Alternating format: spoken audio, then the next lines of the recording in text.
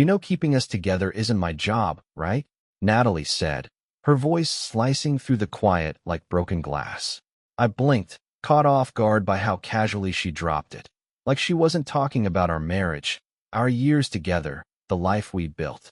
She just said it and stormed off, leaving her half-drunk coffee sweating on the counter and me, standing there holding a frying pan with eggs going cold. She didn't slam the door this time. She didn't need to. Her words echoed louder than any noise could have.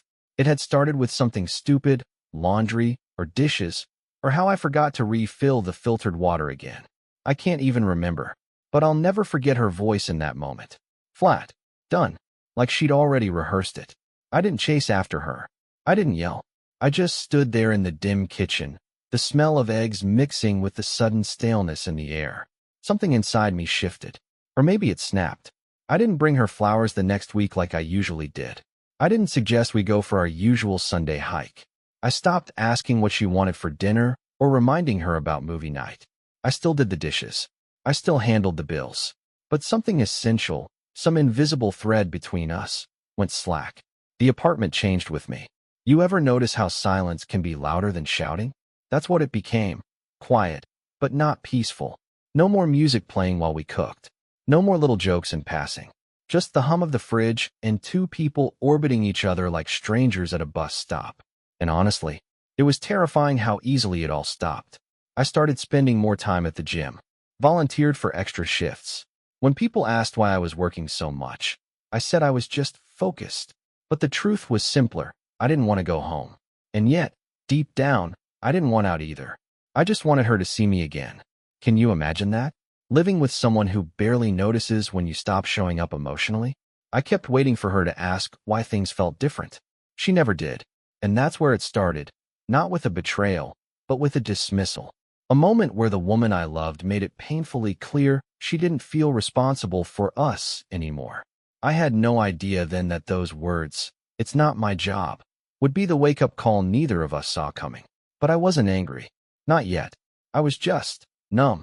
And sometimes, numbness is more dangerous than rage. I didn't set out to change anything. At least, not at first. I just needed somewhere else to put my energy, so I found the gym. It started as a 30-minute distraction, then became an hour, then two. Every rep, every mile on the treadmill, it all gave me something she didn't anymore. Feedback. Progress. The illusion of control. I wasn't trying to get revenge. I wasn't even trying to look good. I just wanted to feel something. At work, I picked up the Saturday shift without hesitation. "You sure?" my supervisor asked. "Don't you want your weekend?" I shrugged. Nothing waiting for me at home. That earned me a curious glance, but he didn't push. Back home, the space between us grew colder. I'd come in from a run, soaked in sweat, and she'd be curled on the couch in one of my hoodies, eyes on her phone, not even looking up. "Hey," I'd offer, voice low, unsure. "Hey," she'd reply, eyes still scrolling. Sometimes she'd leave freshly washed shirts on my side of the bed, folded just the way I like them. Once, she made orange juice from scratch, left it on the counter with no note. I drank it. I always did. But I said nothing. Not because I didn't notice, but because I didn't know what it meant. Was it guilt? Habit? Or was it some quiet peace offering? In the kitchen, we did this delicate dance, two people occupying the same space without ever colliding. I'd slice vegetables while she rinsed blueberries, never speaking, never looking up at the same time.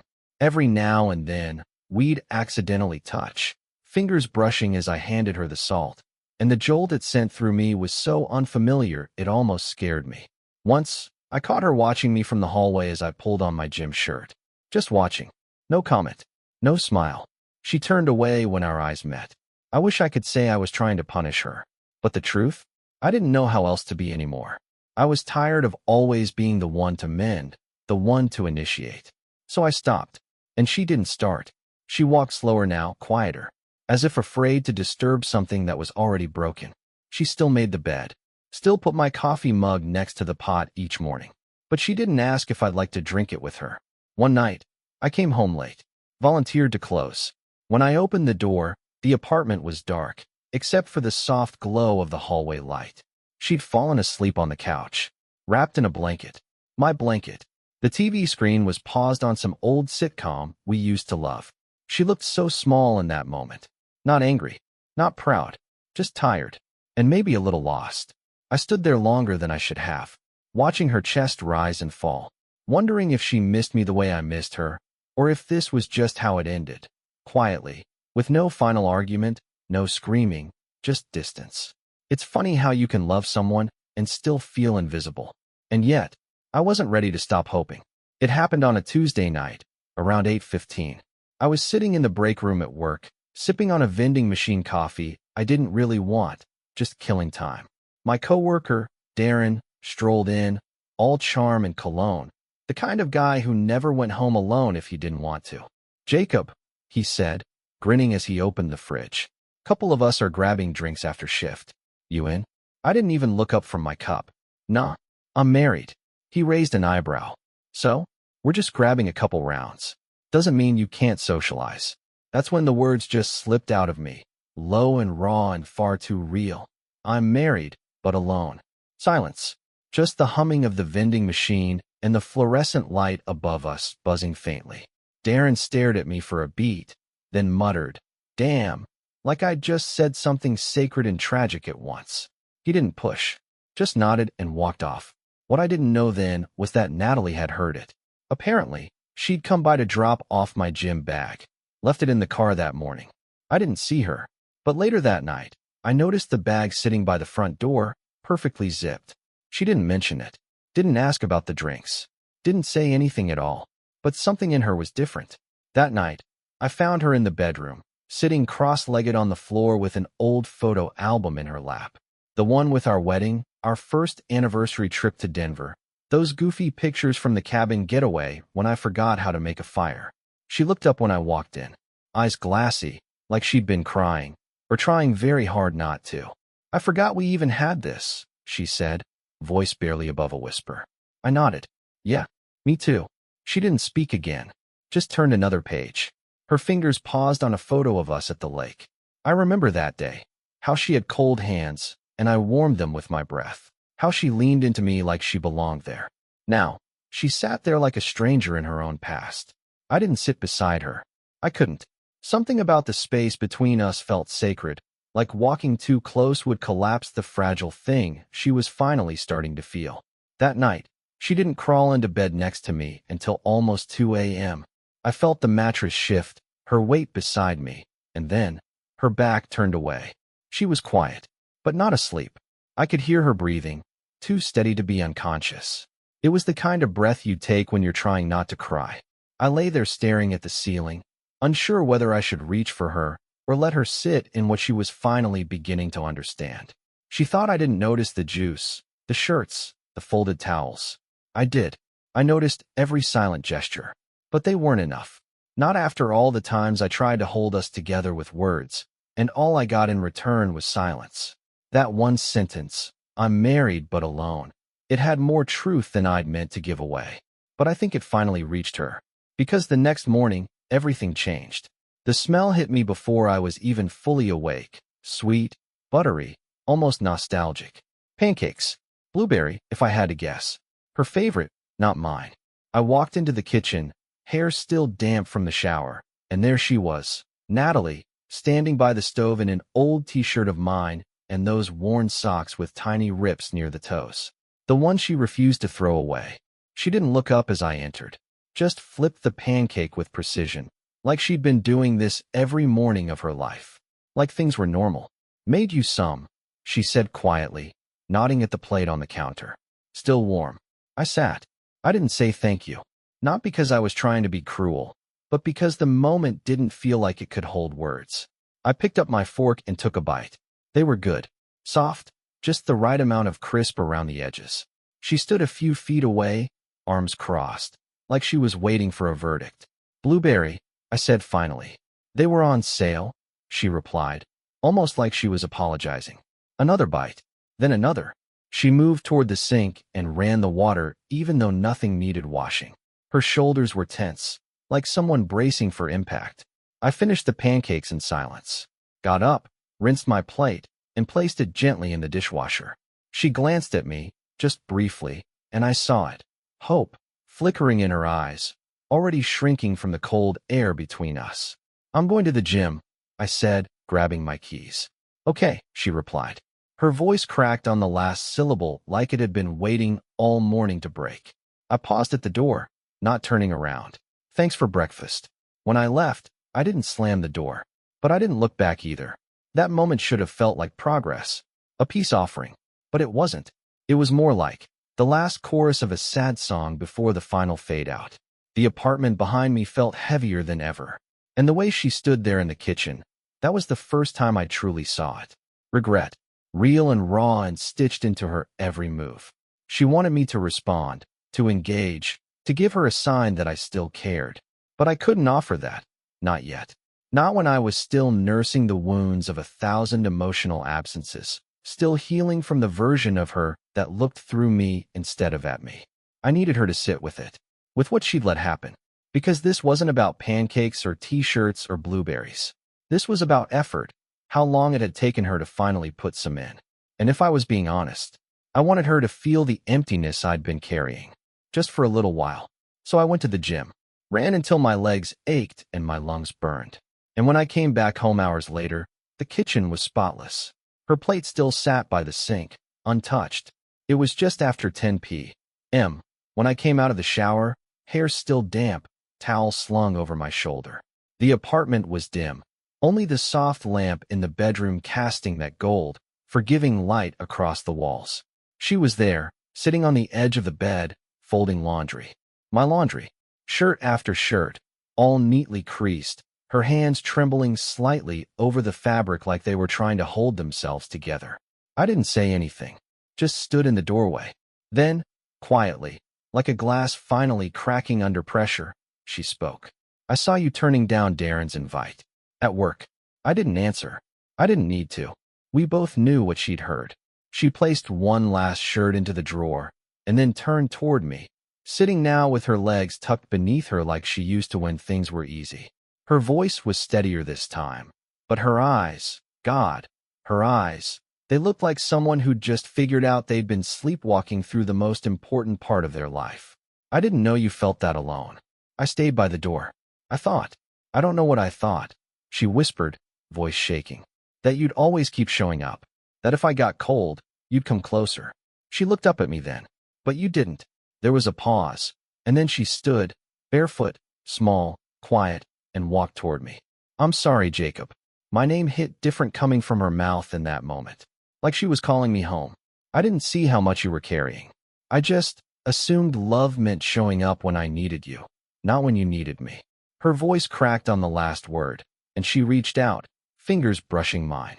And that line, she said, tears welling. I'm married, but alone. I haven't stopped hearing it. It's been in my head for days, echoing. A silence grew between us, but it wasn't empty. It was thick with everything she was finally saying. I never meant for it to get like this, she whispered. I never thought you'd stop trying. I studied her face, red eyes, trembling mouth, hands fidgeting like she didn't know whether to reach for me or retreat. For the first time in what felt like forever, there was no defense in her eyes. No pride, just truth. I regret ever thinking love was a one-way effort, she said. And with that, she stepped forward, carefully, gently, like she was afraid to startle me. I didn't pull away. I let her arms wrap around me, slowly, tentatively, until her forehead rested against my chest and her body shuddered once with a sob. That was the moment the air in our bedroom shifted. Not in a dramatic, fireworks kind of way, but in the way a room exhales when it's no longer holding a secret. Her tears dampened my shirt. My hands, instinctively, found her back. And in that fragile silence, I let myself hold her, not because everything was fixed, but because for the first time in a long time, she wasn't asking me to carry the weight alone. Sometimes pain is what cracks us open, and sometimes that's what lets the warmth back in. We didn't speak for a long time. She stayed wrapped in my arms, breathing slow and uneven, like every inhale was clearing out months of regret. I didn't rush her, didn't try to make it neat or comforting. I just let her be exactly where she was, fragile, messy, honest. When she finally pulled back, she didn't look away. Her eyes found mine, and in them I saw something I hadn't seen in a long time. Not just sorrow, but awareness. She reached up and brushed her thumb under my eye like she was memorizing me all over again. Then she whispered, "Do you hate me?" I didn't answer right away. Not because I didn't have one, but because I wanted to say it right. "I waited a long time for you to see me," I said softly. "But no, Natalie, I don't hate you." She closed her eyes and let out a breath that sounded like it had been waiting in her lungs for weeks. I led her by the hand to the balcony, the place we used to sit back when things were good, back when coffee at sunrise and laughter at midnight were the norm. It had been months since we'd touched the patio chairs. The air outside was cool, but not cold. The sky above was streaked in lavender and ash, the kind of dusk that arrives quietly. We sat side by side, not saying much. And then, our hands found each other, naturally, like they remembered how. "I didn't know how far I'd gone," she said after a while, "until you stopped chasing."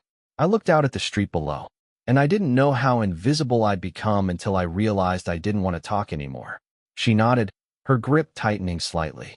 "I'm not good at this. At needing. At saying sorry and meaning it. You just did." She let out a shaky laugh. "That's the thing, isn't it?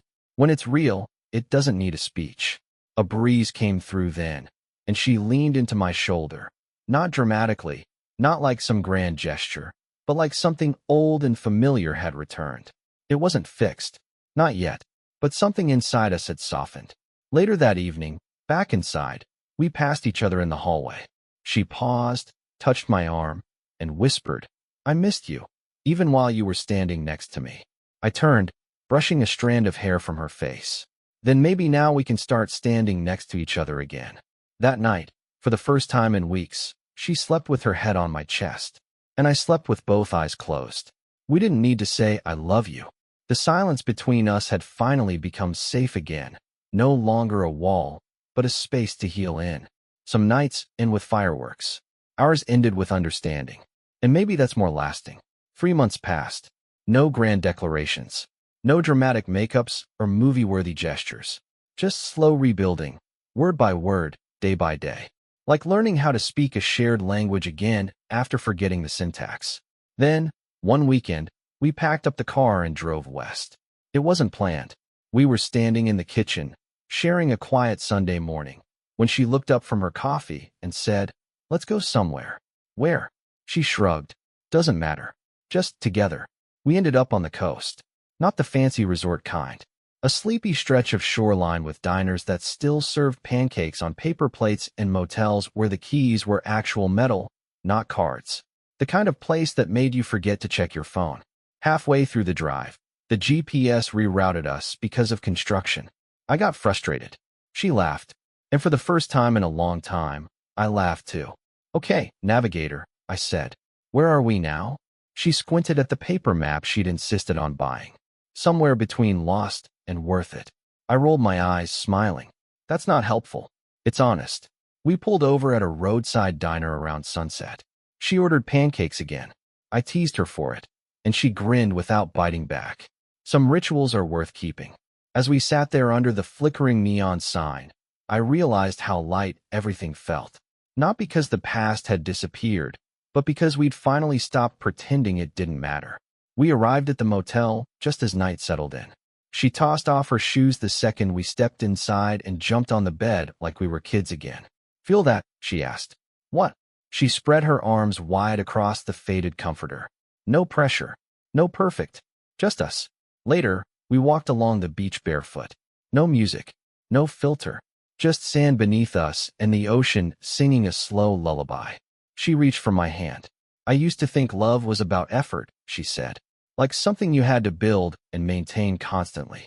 And now I think it's about presence. About choosing someone, even when it's quiet.